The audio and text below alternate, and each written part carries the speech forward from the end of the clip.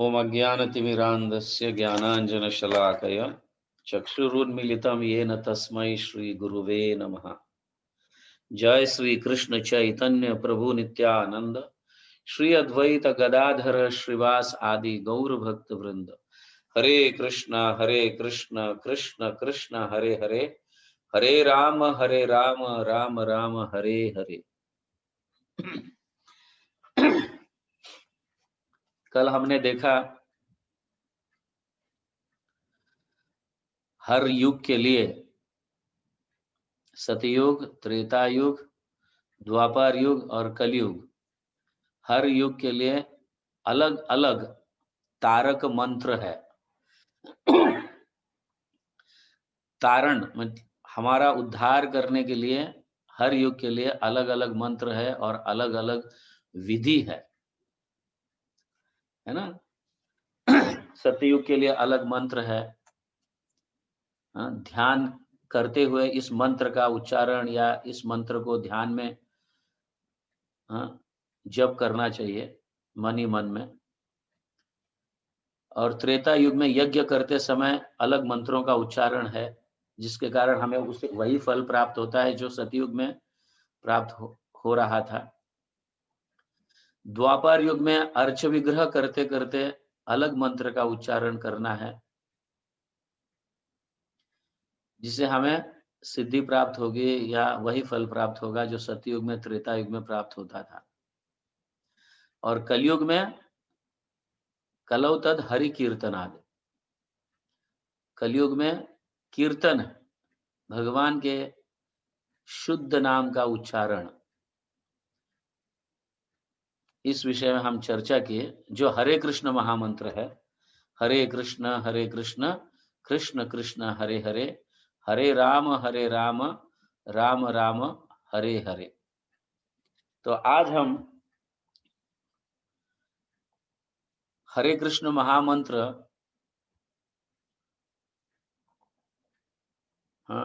किस तरह से माधुर्य मंत्र है ये देख लेते हम। तो सतयुग में जो है नारायण पर वेदा, नारायण पर अक्षर, नारायण पर मुक्तिर, नारायण पर गति, ये सतयुग का मंत्र है जो हमने कल चर्चा की थी। बट इस मंत्र में कई बार नारायण का नाम आ रहा है ना। तो यहाँ पे परह गति, पर मुक्तिर, पर अक्षर, वेदा, ये दर्शाता है कि इस मंत्र के माध्यम से हमें विज्ञान प्राप्त होता है, ज्ञान प्राप्त होता है, मुक्ति जो जीवन का परम लक्ष्य है ये प्राप्त होता है इस मंत्र के माध्यम से। तो नारायण जो है ये ऐश्वर्यगत नाम है, भगवान का ऐश्वर्य दर्शाता है ना। नारायण भगवान है, मुकुट पहने हुए है, शंख चक्र गदा पद्म है, गरुड़ पर बैठकर जाते हैं। तो ये ऐश्वर्य भगवान के ऐश्वर्य को दर्शाता है। आप समझ रहे हैं? तो नारायण नाम जो है ये ऐश्वर्य नाम है, लेकिन कृष्ण नाम जो है ये मधुर होने के कारण माधुर्य नाम है। सो कृष्ण जो है वो माधुर्यगत नाम है, माधुर्य की तरफ, प्रेम की तरफ ले जाता है, भगवान के प्रति प्रेम जागृत करता है कृष्ण का नाम।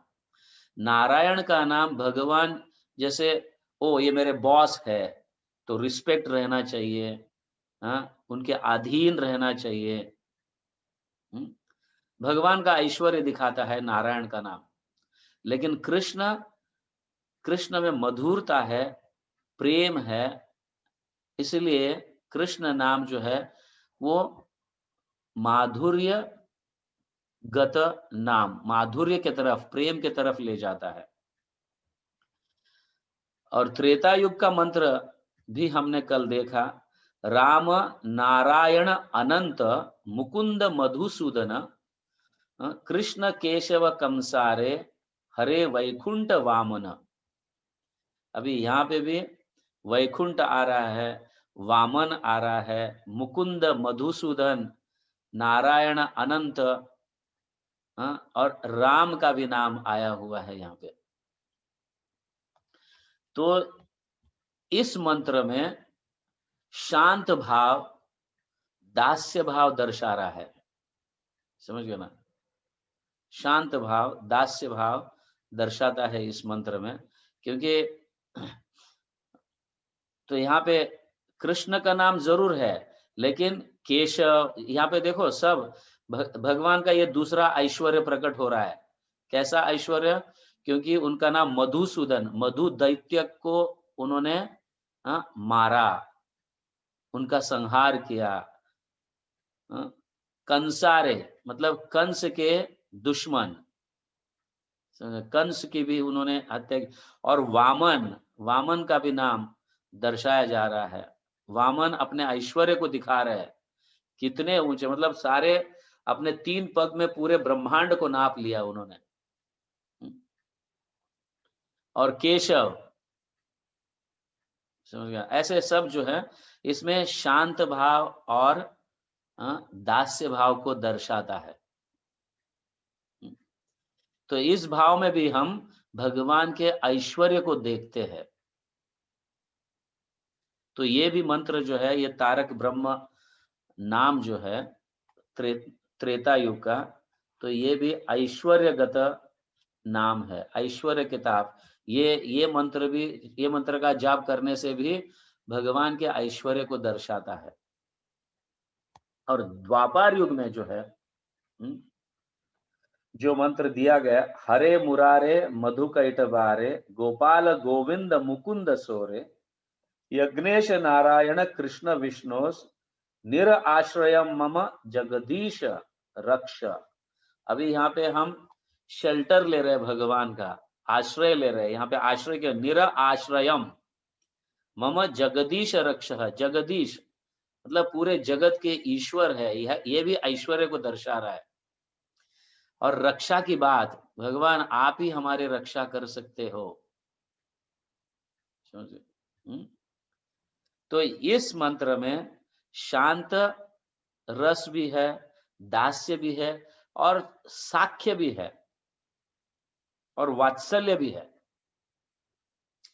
हालांकि त्रेता युग के मंत्र में थोड़ा साख्य का आभास है, मतलब थोड़ा किंचित रूप से उसमें प्रवेश करता है साख्य भाव त्रेता युग के मंत्र में। लेकिन द्वापर युग के मंत्र में शांत, दास्य, साख्य और वात्सल्य भी देता है। वात्सल्य रस भी ये करता है, क्योंकि इसके अंदर भी जो है गोपाल, गोविंद, गोपाल मतलब छोटे,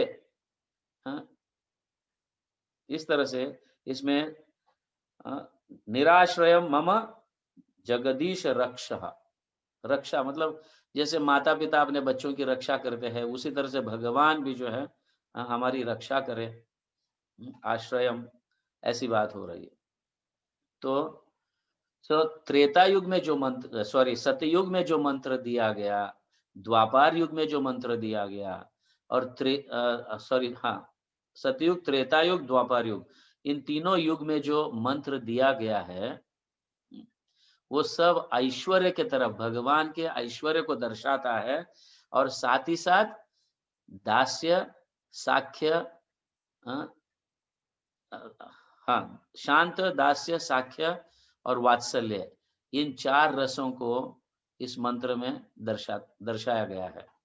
बट हरिनाम जो कलयुग में जो है, वो कंप्लीटली, पूर्ण रूप से माधुर्य नाम है। सो कलयुग के लोग कितने भाग्यशाली होंगे, जहां पे कृष्ण और गोपियां, इनका प्रेम प्राप्त होता है। बाकी अन्य युगों में जो है, अभी ये मंत्र कौन सा है? इति षोडशक नाम नाम, कल हमने चर्चा की थी। इति षोडशक नाम नाम कलि कल्मष नाशनम। तो ये मंत्र में सारे भाव आ जाते हैं। इसके अंदर शांत भी है, दास्य भी है, साख्य भी है, वात्सल्य भी है, और साथ ही साथ माधुर्य भी है, जो सबसे बड़ा रस है, सबसे ऊंचा रस है। जैसे जैसे हम दास्य कोई भी मंत्र के जप से या भाव भगवान के दास्य भाव को प्राप्त करते हैं, तो उसके अंदर शांत रस भी आता है और दास्य भी है। लेकिन हाँ, साख्य, वात्सल्य और मधुर रस, माधुर्य रस नहीं है। लेकिन जब कोई व्यक्ति, कोई भक्त हाँ, साख्य भाव को प्राप्त करता है, तो उसके अंदर शांत भी है, दास्य भी है और साख्य रस भी है। उसी तरह से जब उच्च रस को जब प्राप्त करता है, माधुर्य भाव को, तो उसके अंदर शांत भी रहता है, दास्य भी भाव है, साख्य भी भाव है, वात्सल्य भी है और माधुर्य भी भाव है। जैसे उदाहरण के लिए अगर हम नंबर्स देखेंगे 1 2 3 से लेकर 9 तक, 1 में 2 नहीं है, 3 नहीं है, 4 नहीं है, 5 नहीं है ना? 5 नंबर में 1 है, 2 है, 3 है, 4 है और 5 तो है ही। तो 9 नंबर में सारे नंबर्स है। उसी तरह से बड़े नंबर में सारे नंबर्स जैसे आते हैं, उसी तरह से उच्च रस में अन्य रस भी समागम हो जाते हैं। तो कलयुग में जो है ये मंत्र हरे कृष्ण कृष्ण कृष्ण हरे हरे, हरे राम राम राम हरे हरे, ये मंत्र का जप करते हुए भक्त भगवान के प्रेम, माधुर्य रस को प्राप्त करता है, प्रेम को प्राप्त करता है। और जब व्यक्ति या भक्त इस प्रेम को, भगवान के प्रेम को जब प्राप्त करता है, मुक हाँ, भक्ति पद मुक्ति दासी, ऐसा कहा, भक्ति पद मुक्ति दासी। तो प्रेम भक्ति जब किसी भक्त को प्राप्त होता है, तो मुक्ति दासी जो है, दासी बनकर दरवाजे पर खड़े रहती है, मुझे अपनाओ। लेकिन भक्त मुक्ति को अपनाता नहीं है, ऐसे स्तर पर पहुंच जाता है, भाई प्रेम में तो मुक्ति तो ऑलरेडी है ही, तो सेपरेट मुक्ति को लेके क्या करना है? जब भगवान का प्रेम प्राप्त हो रहा है, तो उसके अंदर मुक्ति तो आती है, तो सेपरेट मुक्ति को क्यों अपनाना है? इसीलिए जब भक्त के घर पर, मतलब दरवाजे पर मुक्ति दासी बनकर खड़ी रहती है, इसका मतलब अन्य मंत्र जो है, इस मंत्र के सामने सतयुग का मंत्र, त्रेता युग का मंत्र, द्वापर युग का मंत्र, इस मंत्र के सामने दास के जैसे है। समझ गया ना? तो ये इतना उच्च रिजल्ट देता है। हरे कृष्ण कृष्ण कृष्ण हरे हरे, हरे राम राम राम हरे हरे। तो ये मंत्र पूर्ण रूप से माधुर्य को, हरे जहां पे भी हरे आता है वो राधा रानी का नाम है, और वहां पे कृष्ण और राम है, और ये राम का नाम जो है ये बलराम का नाम है। आप समझ रहे हैं?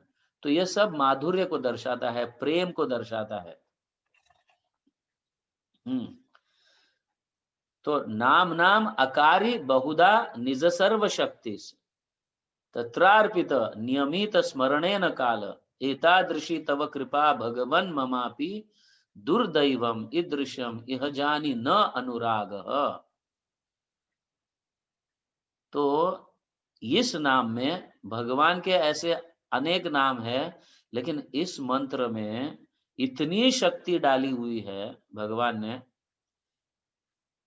तो तुरंत ही सारे अपने अनर्थों को नष्ट कर देता है। क्योंकि कलयुग में मनुष्य की आयु कम है, और कम आयु में इतना उच्च स्तर प्राप्त करने की सुविधा दी गई है। तो ये मंत्र इतना पावरफुल है कि कम आयु में सारे दोषों को नष्ट कर देता है और भगवान के प्रेम की तरफ ले जाता है। भगवान का प्रेम प्राप्त करवाता है। अन्य युगों में आयु बड़ी लंबी होते हुए भी हाँ, सिर्फ ऐश्वर्य को दर्शाता है, भगवान के प्रेम को नहीं।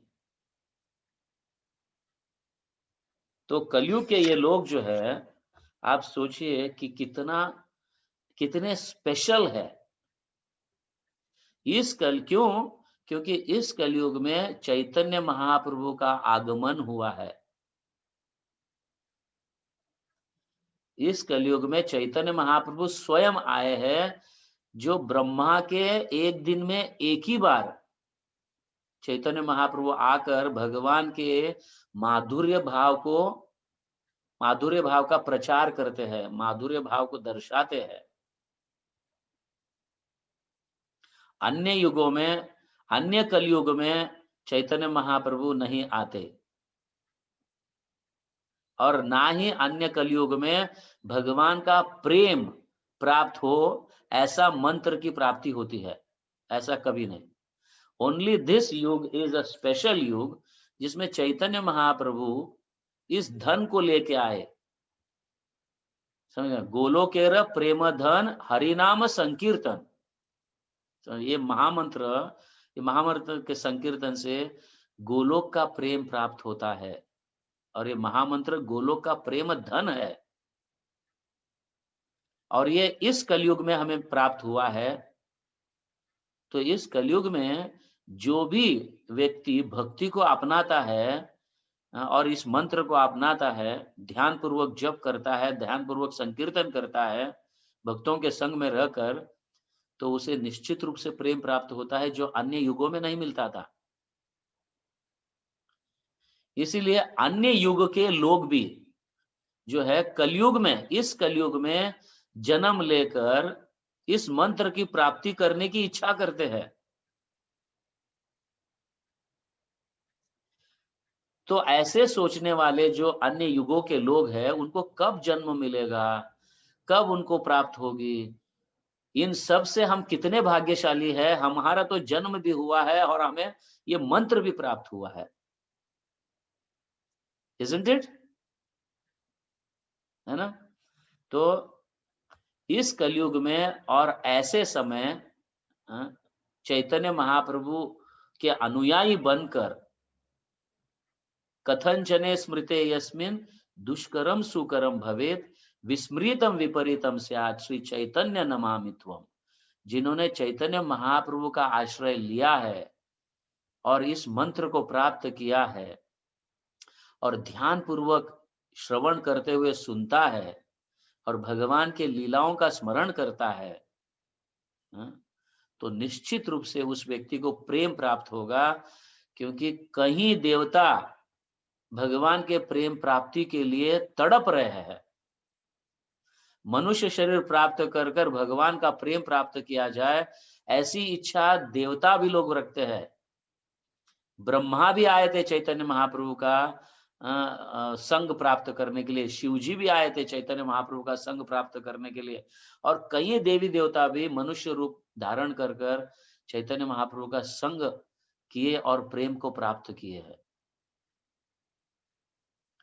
तो हम कितने भाग्यशाली होंगे जिस हम जैसे मतलब तुच्छ जीवों को भी, और कम उम्र होते हुए भी, कलयुग में मनुष्य की आयु बहुत कम है, 100 साल की आयु है। हालांकि द्वापर युग में 1000 साल की आयु थी, त्रेता युग में 10,000 साल की आयु थी, सतयुग में 1,00,000 साल की आयु थी। तो इतने कम उम्र में सबसे हाईएस्ट रिजल्ट, सबसे उच्च गति प्राप्त करना जो भगवान का प्रेम है, तो ये मंत्र कितना पावरफुल होगा।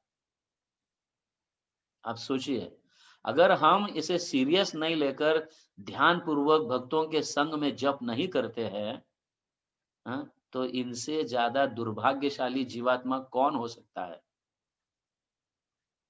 अब सोचिए, क्योंकि संकीर्तन की बात की जा रही है, कलयुग में संकीर्तन की बात है। संकीर्तन मतलब साथ में रहकर भगवान के नाम का उच्चारण करना,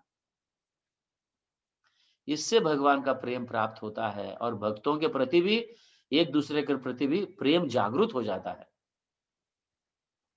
ये मंत्र बड़ा पावरफुल है, बहुत सीरियसली हमें लेना चाहिए, क्योंकि हमारे अनेक जन्म हो चुके होंगे, जिस जिस समय वो समय हमें ये मंत्र की प्राप्ति नहीं होगी। पता नहीं हमने क्या किया होगा, कैसे पुण्य कर्म, कैसे क्या किन भक्तों की सेवा की होगी, हमें पता नहीं, जिसके कारण हमें ये मंत्र मिला है।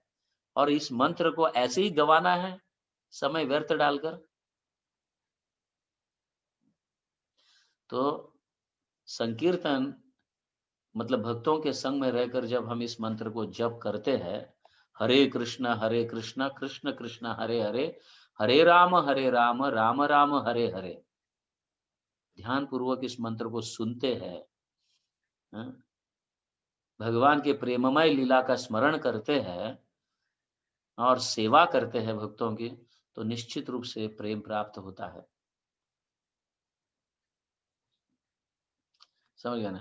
तो भगवान को अगर आकर्षित करना है, तो भक्तों के प्रति प्रेम होना चाहिए, और भक्त को आकर्षित करना है, तो भगवान के प्रति हमारा प्रेम जागृत होना चाहिए। ये 2 चीज़ें एक दूसरे को एक दूसरे में मतलब लेन-देन है। भगवान को अगर आकर्षित करना है अपने तरफ, तो भक्तों से प्रेम करना सीखना चाहिए, और भक्त को आकर्षित करना है अपने तरफ, तो भगवान से प्रेम करना सीखना चाहिए। जो ये मंत्र के अलावा और कोई मंत्र तुम्हें हृदय में प्रेम जागृत नहीं कर सकता है, भक्त के प्रति और भगवान के प्रति। इसीलिए ये कलयुग का तारक मंत्र है, समझ गए ना? उच्च स्थिति को प्राप्त करवा देते हैं। तो इसलिए इस मंत्र को ध्यान पूर्वक जप कीजिए, सीरियस लीजिए, और ये अन्यों को भी बताइए कि साथ में मिलकर जप करना कितना अच्छा, कितना बड़ा रिजल्ट है। ये मैं नहीं कह रहा हूँ, शास्त्र कह रहे हैं अपने, हमारे आचार्यस बता रहे हैं। इसलिए साथ में मिलकर कीर्तन करना, साथ में मिलकर जप करना, हाँ, तो मन कंट्रोल में रहता है और भक्तों के प्रति प्रेम जागृत करवाता है। अकेले में जप करने से मन भटकने लगता है यहाँ-वहाँ। तो साथ में मिलकर जप करेंगे तो कम से कम भक्तों का दर्शन तो हो रहा है कि नहीं? मन भटकता भी है यहाँ, तो कहीं कहीं न कभी न कभी आकर वापस भक्तों में लग जाता है ना? तो मन बाहर या कोई गलत कार्य में लग लग नहीं सकता जब भक्तों के संग में रहते हैं। ओके? कलियुग हरिनाम संकीर्तन की जय, हरे कृष्ण महामंत्र की जय, गौर प्रेमानंदे हरि हरि बोल, जगत गुरु श्रील प्रभुपाद की जय।